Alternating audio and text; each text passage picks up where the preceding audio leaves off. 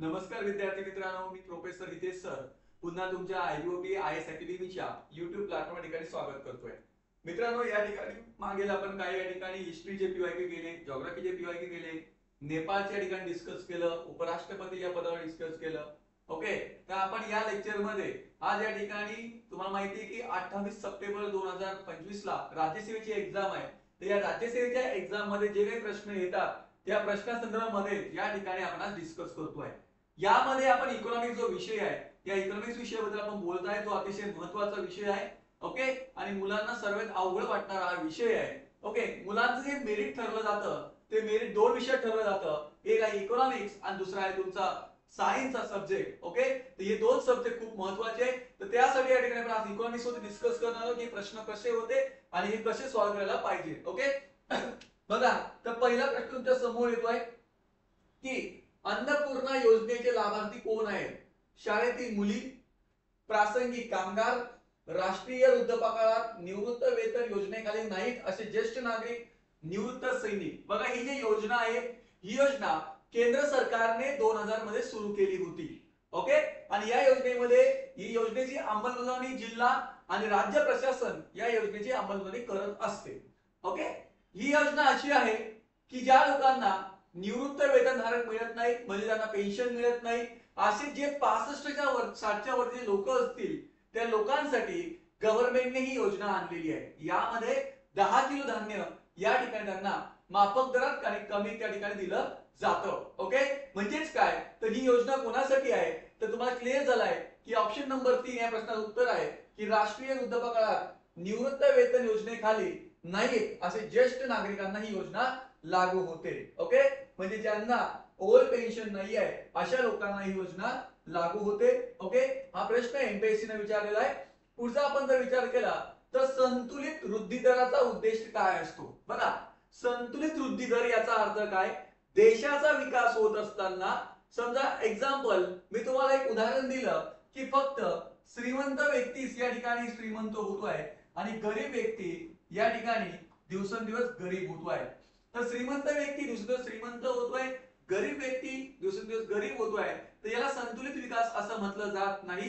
संतुलित विकास म्हणजे काय? सर्वांचा विकास व्हायला पाहिजे, गरिबांचा पण विकास व्हायला पाहिजे, श्रीमंतांचा विकास व्हायला पाहिजे, मध्यमवर्गीयांचा विकास व्हायला पाहिजे. म्हणजे देशाचा सर्वांगीण जो विकास होतो, ज्यामध्ये सामाजिक विकास, ज्यामध्ये आर्थिक विकास, ज्यामध्ये राजकीय विकास, त्यामुळे सर्व विकास म्हणजेच काय? संतुलित विकास. ओके, बघा, या प्रश्नाकडे जर तुम्ही बघितलं तर संतुलित वृद्धी दराचा उद्देश टिंब हा असतो. उत्पन्नाचा वृद्धी दर, ऑफकोर्स उत्पन्न वाढायलाच पाहिजे. दुसरा आहे उत्पादन वृद्धी दर, म्हणजे उत्पादन इन्कम पण वाढायलाच पाहिजे. तिसरा आहे नैसर्गिक साधन संपत्तीचा वृद्धी दर, म्हणजेच काय? नॅचरल सोर्सेस मध्ये सुद्धा वाढ व्हायला पाहिजे, ज्याला या ठिकाणी आपण काय म्हणतो तर वृद्धी दर, ग्रोथ असं या ठिकाणी म्हटलं जातं. बघा, तुम्हाला एक उदाहरण मी या ठिकाणी देतोय. बघा, की जसं एक्झाम्पल आपण विचार केला की कार आहे. ओके, आणि भारत सरकारने सपोज 400 कार तयार केल्या, त्यावेळेला एका कारची किंमत समजा होती 4 लाख रुपये. किती होते? 4 लाख होती. ओके, आणि समजा त्यावेळेला डिमांड होता 350 लोकांचा. ओके, सप्लाय आहे 400 चा, डिमांड होता 350 चा, म्हणजे पुरवठा 400 होता आणि मागणी होती 350. तर अशा वेळेला प्राइस होती 4 लाख.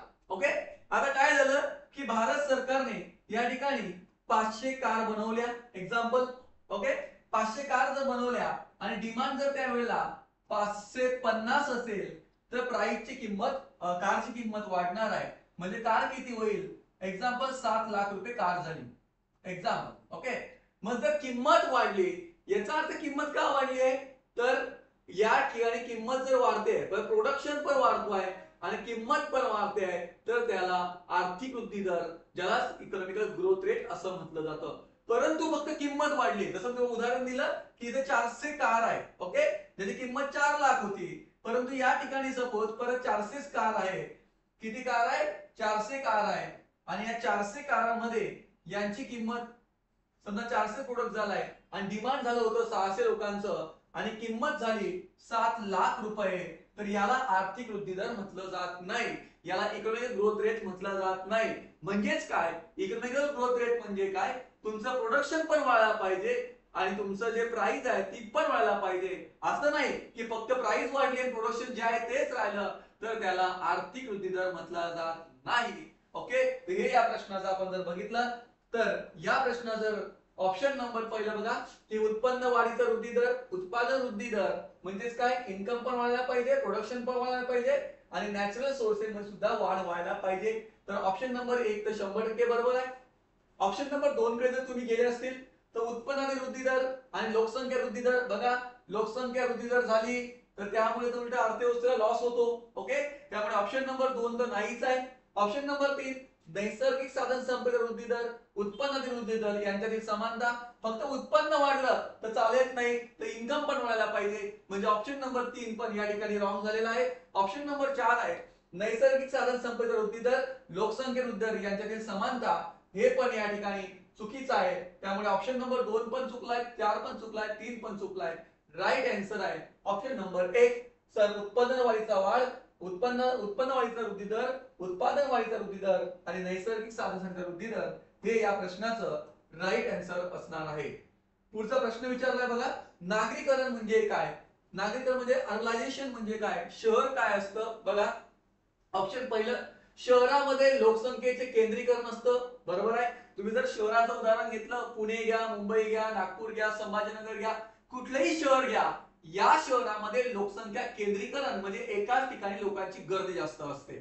ओके, म्हणजेच काय, लोक इथे केंद्रित झालेले आहे. म्हणजे ऑप्शन नंबर पहिलं जे ए आहे हे तर बरोबरच आहे. दुसरं आहे की शहरामध्ये लोकसंख्येचे विकेंद्रीकरण झालं असतं. मला सांगा, शहरामध्ये लोकसंख्या इकडं म्हणजे इथे लोकसंख्या कमी, तिथून इथे लोकसंख्या एवढी, इथे लोकसंख्या अशी, असं डिस्टन्स जास्त राहत नाही. शहरामध्ये लोकसंख्येचं केंद्रीकरण असतं, शहरामध्ये लोकसंख्येचे विकेंद्रीकरण नसतं. मग लोकसंख्येचे विकेंद्रीकरण कुठं असतं? लोकसंख्येचे विकेंद्रीकरण गावामध्ये असतं. गावामध्ये इथे एक घर असेल तर जवळजवळ 20-30 फुटावर दुसरं घर असेल. शहरामध्ये तसं नाही आहे, कारण शहरामध्ये जागा कमी असते, लोक जास्त असतात. त्याच्यामुळे लोक या ठिकाणी जास्त असल्यामुळे शहरामध्ये कसं असतं की शहरामध्ये केंद्रीकृत लोकसंख्या असते, विकेंद्रीकृत लोकसंख्या नसते. त्यामुळे ऑप्शन नंबर 2 हे या ठिकाणी चुकलेलं आहे. ओके, ऑप्शन नंबर 3 कडे जर तुम्ही गेले असणार तर ऑप्शन नंबर 3 सांगते खेड्यात लोकसंख्येचे केंद्रीकरण असतं. मला सांगा, खेड्यामध्ये लोकसंख्येचे केंद्रीकरण असतं का? मी आताच बोललो की खेड्यामध्ये लोकसंख्येचे विकेंद्रीकरण असतं. म्हणजे हे पण ऑप्शन या ठिकाणी रॉंग झाले. हे तिसरा ऑप्शन पण या ठिकाणी रॉंग झालेला आहे. आणि चौथा ऑप्शन आहे लोकसंख्येच्या घनतेमध्ये वाढ. ओके, लोकसंख्येच्या घनतेमध्ये वाढ. लोकसंख्येची घनता या ठिकाणी शहरामध्ये प्रत्येक ठिकाणी वाढते का? तर नाही. ओके, जसं मुंबई पुणे जर सोडलं तर बाकी ठिकाणी वाढत नाहीये. ओके, त्यामुळे या प्रश्नाचं राईट आन्सर आहे ऑप्शन नंबर 1. फक्त ए हे या प्रश्नाचं राईट ऑप्शन आहे. ओके, पुढचा प्रश्न विचारला आहे की अटल पुनर्जीवन शहरी परिवर्तन अभियान अमृत विषयी खालीलपैकी कोणते विधान बरोबर नाही? बघा, विचारलाय बरोबर नाही. बघा, अमृत हे भारत सरकारचे प्रमुख अभियान आहे. ओके, तर ही अमृत योजना आहे हे भारत सरकारची प्रमुख आहे, तर हे बरोबर आहे. दुसरा, गृहनिर्माण शहरी व्यवहार मंत्रालय यांनी हे अभियान सुरू केलेलं आहे, हे पण बरोबर आहे. गृहनिर्माण आणि शहरी मंत्रालय सुरू केलेलं आहे. तिसरा आहे ते देशभरातील शहरांमधील पाण्याच्या पुरवठ्याचे आव्हान सोडवते, हे पण बरोबर आहे. पण 25 जून 2015 मध्ये देशातील 500 शहरांमध्ये कार्य करत आहे, हे चुकीचं आहे. ओके, त्यामुळे ऑप्शन नंबर 4 हे या प्रश्नाचं रॉंग आन्सर आहे. ओके, हा थोडा हार्ड कॅटेगरीचा प्रश्न होता. हा प्रश्न जर प्रॉपर तुम्हाला माहिती असेल तर सॉल्व्ह करायला पाहिजे, अन्यथा या प्रश्नाची रिस्क घेणे गरज नाहीये. ओके, पुढच्या प्रश्नाकडे आपण जर गेले, जेव्हा एखाद्या कुटुंबाचा वंचित गुणांक टिंब टक्के किंवा त्यापेक्षा अधिक असतो त्यावेळेला कुटुंब अनेक अंगाने बहुआयामी दारिद्र्य मानले जातात. तुम्हाला माहिती असेल की मल्टीनॅशनल पॉवर्टी इंडेक्स वरती हा क्वेश्चन विचारलाय, एमपीआय. तर याचा जर आपण विचार केला तर या प्रश्नाचा राईट आन्सर आहे 33.3. 33.3 हे या प्रश्नाचं राईट आन्सर असणार आहे. ओके, पुढच्या प्रश्नाकडे जर तुम्ही गेले तर इसवी सन जुलै 1991 पासून अर्थव्यवस्थेतील पुरवठा बाजू सुधारण्यासाठी व्यापक उदारीकरण उपाय लागू केले जात आहेत. यातील अधिक महत्त्वाचे काय आहे?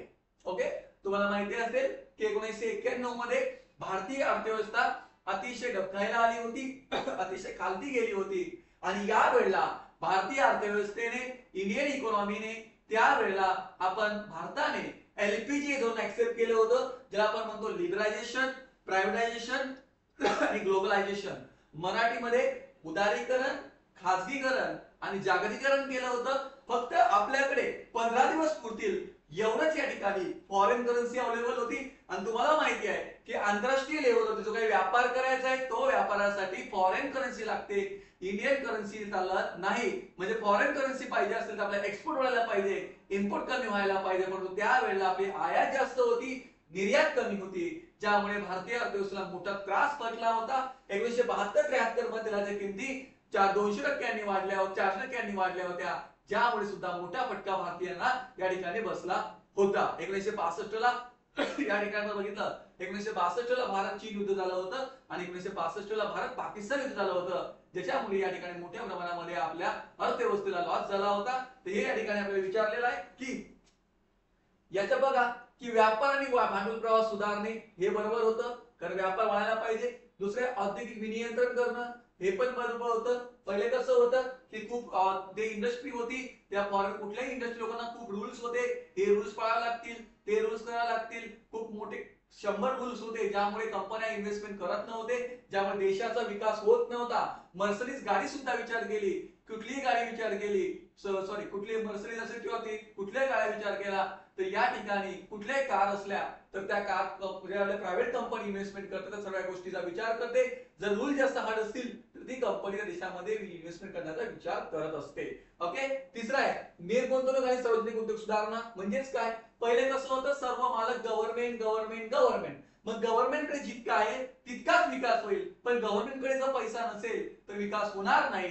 म्हणून प्रायव्हेटला सुद्धा महत्व द्या. प्रायव्हेटकडे सुद्धा पैसे जर प्रायव्हेटने इन्व्हेस्टमेंट केले तर बाकीचे जे पैसे उरतील गव्हर्नमेंटकडे ते पैसे गव्हर्नमेंट कल्याणकारी योजनेवरती खर्च करू शकते.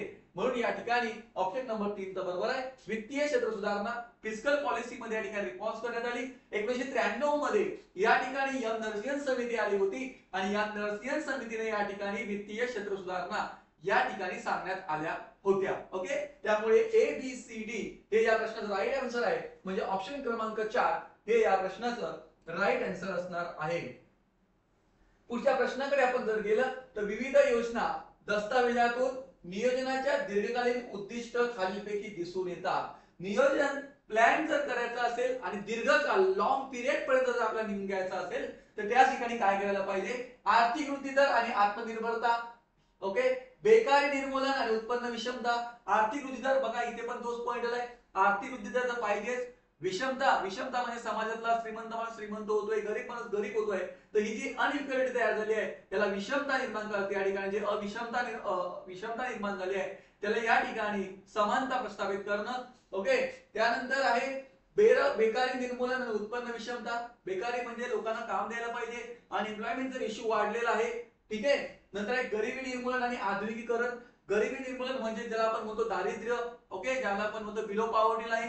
मग यामध्ये हे करण्यासाठी काम पाहिजे. आधुनिकीकरण, जर लोकांना काम मिळालं, बेकारी निर्मूलन झाली, बेकार कमी झाली, तर लोकांना जॉब मिळाला तर लोकांची गरिबी पण कमी होईल. म्हणजे ऑप्शन नंबर हे पण बरोबर आहे. आणि आधुनिकीकरण म्हणजेच काय, मॉडर्न टेक्नॉलॉजी आपण स्वीकार करायला पाहिजे.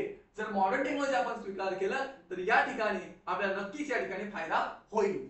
पुढचा आहे समावेशक आणि शाश्वत वृद्धी. समावेशक म्हणजे सर्वांना घेऊन केलेली वृद्धी म्हणजेच समावेशक वृद्धी आणि शाश्वत वृद्धी म्हणजे काय, पर्यावरणाला कुठलाही हानिकारक न होता केलेला विकास म्हणजेच या ठिकाणी शाश्वत वृद्धी असं या ठिकाणी आपण सांगू शकतो. त्यामुळे चारही ऑप्शन बरोबर आहे. ऑप्शन नंबर 4 हे या प्रश्नाचं राईट आन्सर असणार आहे.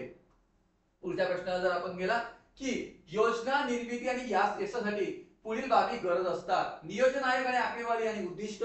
मग सगळ्यांना माहिती असेल की नियोजन आयोग जो असतो, प्लॅनिंग कमिशन जो असतो, ज्याचा आपण 1 जानेवारी 2015 पासून नीती आयोग असं नाव केलेलं आहे, तर हे सुद्धा या ठिकाणी महत्त्वाचं आहे. म्हणजे ऑप्शन नंबर 1 तर पहिलाच आहे. लक्ष्य, अग्रक्रम निश्चित आणि संसाधन संकलन. जर एखादी योजना तुम्ही करताय तर त्या ठिकाणी लक्ष्य पाहिजे, त्यासाठी संसाधन म्हणजे साधनं पाहिजे आणि संकलन म्हणजे गोळा केला पाहिजे, माहिती कलेक्ट करायला पाहिजे, तर हे पण बरोबर आहे. तिसरा आहे अभ्रष्ट आणि कार्यक्षम प्रशासन योग्य विकास. भ्रष्टाचार या ठिकाणी जर वाढला त्या योजनेमध्ये तर मोठ्या प्रमाणात योजना सक्सेस होत नाही. म्हणून अभ्रष्टपणा, करप्शन कमी करायला पाहिजे आणि जे प्रशासन आहे, जे ऍडमिनिस्ट्रेटिव्ह डिपार्टमेंट आहे ते चांगलं असायला पाहिजे, कार्यक्षम असायला पाहिजे, हे पण बरोबर आहे. आणि प्रशासन काटकसर शिक्षणाचा पाया, प्रशासनामध्ये काटकसरपणा करायला पाहिजे. ऍडमिनिस्ट्रेटिव्ह डिपार्टमेंटमध्ये पैसा जर कमी खर्च केला तर या ठिकाणी योजनेवरती फोकस आपल्याला करता येणार आहे. म्हणून चारही ऑप्शन बरोबर आहे. म्हणून ऑप्शन नंबर 4 हे या प्रश्नाचं राईट आन्सर असणार आहे. ओके, पुढच्या प्रश्नाकडे जर आपण गेले तर एखादी